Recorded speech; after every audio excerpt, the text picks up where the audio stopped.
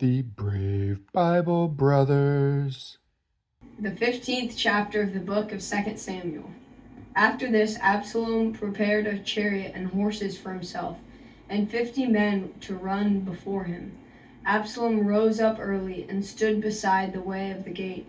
When any man had a suit which he had come to the king for judgment, then Absalom called to him and said, "What city are you from?"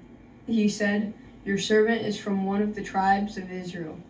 Absalom said to him, "Behold, your matters are good and right, but there is no man deputized by the king to hear you." Absalom said, moreover, "Oh, that I were made judge in the land, that every man who has any suit or cause might come to me, and I would do him justice." It was so that when any man came near to bow down to him, he stretched out his hand, took hold of him, and kissed him. Absalom did this sort of thing to all Israel who came to the king for judgment. So Absalom stole the hearts of the men of Israel. At the end of 40 years, Absalom said to the king, "Please let me go and pay my vow, which I vowed to Yahweh in Hebron. For your servant vowed a vow while I stayed at Geshur in Syria, saying, 'If Yahweh shall indeed bring me again to Jerusalem, then I will serve Yahweh.'" The king said to him, "Go in peace." So he arose and went to Hebron. But Absalom sent spies throughout all the tribes of Israel, saying, "As soon as you hear the sound of the trumpet, then you shall say, 'Absalom is king in Hebron.'" 200 men went with Absalom out of Jerusalem, who were invited, and went in their simplicity, and they didn't know anything. Absalom sent for Ahithophel, the Gilonite, David's counselor, from his city, even from Gilo, while he was offering the sacrifices. The conspiracy was strong, for the people increased continually with Absalom. A messenger came to David, saying, "The hearts of the men of Israel are after Absalom." David said to all his servants who were with him at Jerusalem, "Arise, let's flee, or else none of us will escape from Absalom. Hurry to depart, lest he overtake us quickly and bring down evil on us and strike the city with the edge of the sword." The king's servants said to the king, "Behold, your servants are ready to do whatever my lord the king chooses." The king went out, and all his household after him. The king left 10 women who were concubines to keep the house. The king went out, and all the people after him, and they stayed in Beth Merhak.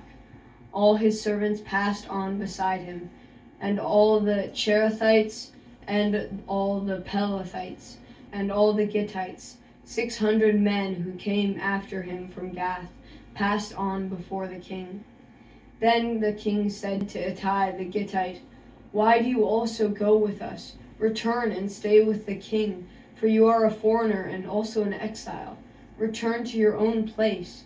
Whereas you came but yesterday, should I today make you go up and down with us, since I go where I may? Return and take back your brothers. Mercy and truth be with you." Ittai answered the king and said, "As Yahweh lives, and as my lord the king lives, surely in what place my lord the king is, whether for death or for life, your servant will be there also."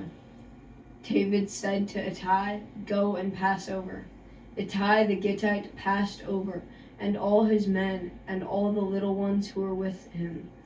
All the country wept with a loud voice, and all the people passed over. The king also himself passed over the brook Kidron, and all the people passed over toward the way of the wilderness. Behold, Zadok also came, and all the Levites with him, bearing the ark of the covenant of God, and they set down God's ark. And Abiathar went up until all the people finished passing out of the city. The king said to Zadok, "Carry God's ark back into the city. If I find favor in Yahweh's eyes, he will bring me again, and show me both it and his habitation. But if he says, 'I have no delight in you,' behold, here I am. Let him do to me as seems good to him." The king said also to Zadok the priest, "Aren't you a seer? return into the city in peace, and your 2 sons with you, Ahimaaz your son, and Jonathan the son of Abiathar.